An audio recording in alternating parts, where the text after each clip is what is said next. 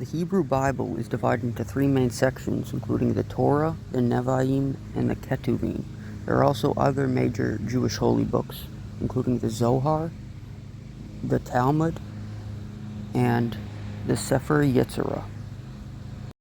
Most of those books promote evil things such as Jewish supremacy and refer to non-Jews as Gentiles or Goy or Goyim.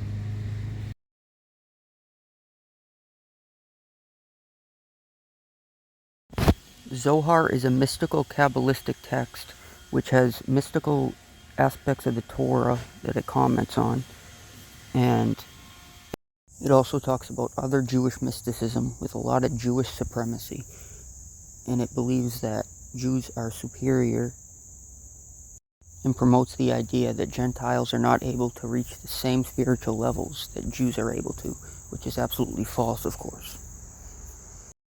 The Talmud supports and promotes even worse things, as shown in this upcoming clip.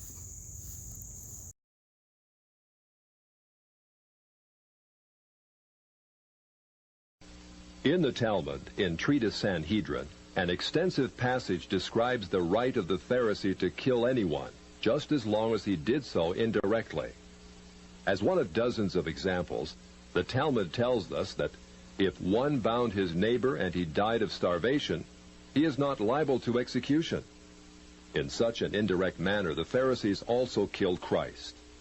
Manipulating the Romans to actually wield the spear and sword, the Pharisees claimed, as their descendants do today, that since the Romans were the direct cause of the death of Christ, it is the Romans, not the Jews, who are guilty. Christ also called the Pharisees adulterers, an adulterous generation. The Talmud provides generous loopholes for adultery. It says the penalty for adultery does not include sex with a minor, the wife of a minor, or the wife of a heathen. The Talmud also encourages seduction of unwed adolescent girls called designated bondmaids. But it's important how such rapes are performed. With the designated bondmaid, one is guilty only in the case of natural connection, but not in the case of perverse connection. The Pharisees reasoned that rape in a perverted manner is outside the jurisdiction of the law. Normal rape, however, was punishable. In Babylon, sexual perversion of every kind had been a way of life for millenniums. The Pharisees were deeply influenced by such practices. In three of the major treatises of the Talmud are found extensive passages which give legal endorsement to seduce and marry 3-year-old baby girls. In fact, many of the greatest rabbis of the Talmud, including Simeon ben Yochai, upheld this privilege. Today in Israel, thousands of Jews go to Meron every year to venerate the memory of Simeon ben Yochai, one of the most respected rabbis in the history of Judaism. In one of dozens of endorsements of child sex, Simeon ben Yochai said, "A proselyte under the age of 3 years and a day is permitted to marry a priest." Agreeing with ben Yochai, the great Rabbah said, "When a grown-up man has intercourse with a little girl, it is nothing. For when the girl is less than this, 3 years and a day, it is as if one put the finger into the eye." The footnote to this passage says, "As tears come to the eye again and again, so does virginity come back to the little girl under 3 years." The same section confirms that sexual activity with small boys is in the same category. The intercourse of a small boy is not regarded as a sexual act. In addition to adulterers, Christ, in the story of the Good Samaritan, portrayed the Pharisees as racial bigots, too self-righteous to respond to the suffering of one who was not a Jew. It is true, because of the wickedness of the Canaanites, which included sodomy and infant sacrifice, Israel had been commanded by God to be harsh in her treatment of the inhabitants of the land. God made it clear that the Canaanites were not simply to be avoided, but destroyed. By the time of the New Testament, this method of preserving God's kingdom by separation and the sword had become obsolete. God no longer made a racial difference between men. But the Pharisees were unfazed by God's new agenda. The Talmud was finally written down nearly 5 centuries after Christ, yet its critical, even homicidal attitudes toward Gentiles might have been lifted out of the book of Joshua. However, the quickest way to grasp the Talmudic view of Gentiles is not directly from the Talmud, but from the Jewish encyclopedias. If we quote an isolated opinion from the Talmud, a rabbi may quickly object, saying, "But that is not the overall opinion of the Talmud. That is not the definitive view." What the Jewish encyclopedia provides us is a definitive overview of perhaps hundreds of rabbinic statements on any subject, giving us accurate summaries of what the Talmud generally teaches. In its article on Gentiles, the Jewish Encyclopedia begins to define what makes a Jew so different from a Gentile. According to the rabbis, only Israelites are men. Gentiles they class not as men, but as barbarians. Since Gentiles are not men in the fullest sense, so the Gentile is not a neighbor of a Jew. Further, since Gentile laws were too crude to admit of reciprocity, meaning too crude to be taken seriously, the Gentile was forever beneath the Jew. Gentiles were outlawed by God from the beginning, and thus had no property rights. The Almighty offered the Torah to the Gentile nations also, but since they refused to accept it, he withdrew his shining legal protection from them and transferred their property rights to Israel, who observed his law.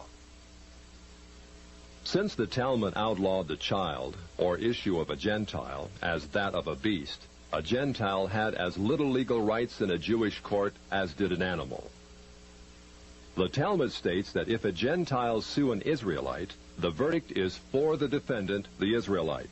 Conversely, if the Israelite is the plaintiff, he obtains full damages. Because the Talmud conspires against Gentiles, if a Jew was ever caught telling a Gentile what the Talmud really says, such a person deserves death. So vile was the nature of a Gentile that the great Simeon ben Yohai said, "The best among the Gentiles deserves to be killed. The best of snakes ought to have its head crushed." Jews, however, are exalted beings in the Talmud, worthy of praise. Christ described the Pharisee who blessed himself, saying, "I thank thee, Lord, that I am not as other men." An eminent Talmudic rabbi says the same. "Blessed be thou, who hast not made me a Goy, or Gentile." There is a special antagonism between the Talmud and Jesus. The Talmud attacks him everywhere it can, even his mother. Mary, the Talmud says, was a whore who mated with carpenters. She who was the descendant of princes and governors played the harlot with carpenters. It naturally followed that the scribes declared Christ to be a bastard. In its article on Jesus, the Jewish Encyclopedia says that Jewish writings defame Christ. It is the tendency of all these sources to belittle the person of Jesus by ascribing to him illegitimate birth, magic, and a shameful death. Jesus, according to this article, was considered one of the three worst enemies of Judaism who came to an ignoble end. The Talmud says they subjected him to 4 deaths: stoning, burning, decapitation, and strangling. The Talmud also says he is now in hell, punished with boiling hot excrement. What is Christ's advice as he speaks to us out of hell? The Jewish Encyclopedia quotes Jesus as telling us above all to bless the Jews. He says, "Further their well-being. Do nothing to their detriment. Whoever touches them touches even the apple of his eye." Christians, as followers of the false prophet Jesus, also deserve death. The Jewish Encyclopedia again recaps the Talmud's position. A Gentile observing the Sabbath deserves death. It says the Talmud's hatred was probably directed against the Christian Jews. These Judeo-Christians, evasively called Min, Minit, or Minim, were considered by the rabbis to be the most dangerous form of heretics of ancient times. The New Testament Gospels were writings which the rabbis considered more dangerous to the unity of Judaism than those of the pagans. A Talmudic rabbi said, "The writings of Christians deserve to be burned, for paganism is less dangerous than Minute or Christianity." The Jewish Encyclopedia, in its article on Min, continues to illustrate the Talmudic hatred of Christianity. Again, we must remember Minim usually indicates the Judeo-Christians. It was forbidden to partake of meat, bread, or wine with the Christian. Scrolls of the law, Tefillin, and Mezuzot written by a Christian were burned. An animal slaughtered by a Christian was forbidden food. The relatives of the Christian were not permitted to observe the laws of mourning after his death, but were required to assume festive garments and rejoice. The testimony of a Christian was not admitted in evidence in Jewish courts, and an Israelite who found anything belonging to one who was a Christian was forbidden to return it to him. The Pharisees, through their Talmud, thus gave the Jews an ethic which encouraged bigotry and isolation. But it did worse than that. It invited persecution.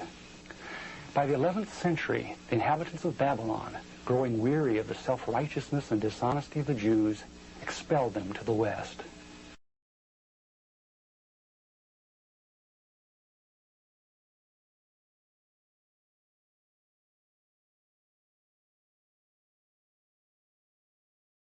Research trails to the massive, multi-volume work known as the Babylonian Talmud.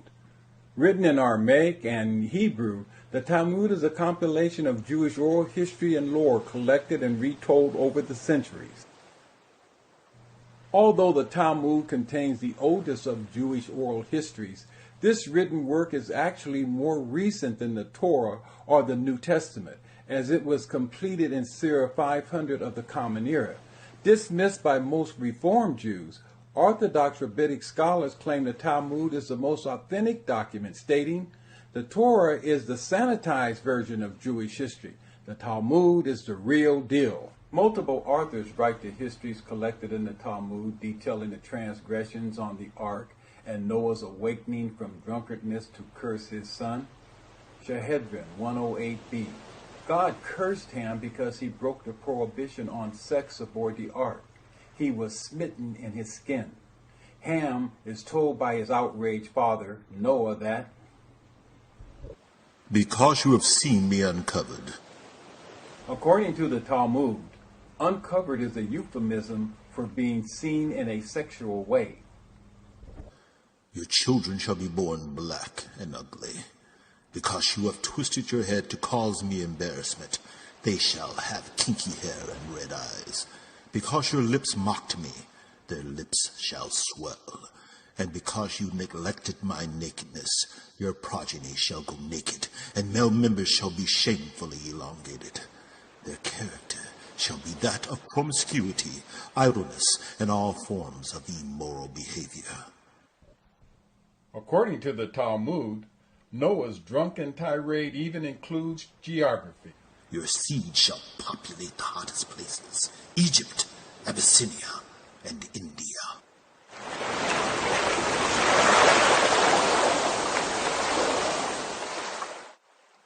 This passage leaves no doubt that the source of Noah's anti-black, anti-melanin curse on Ham stems from the writers of the Babylonian Talmud.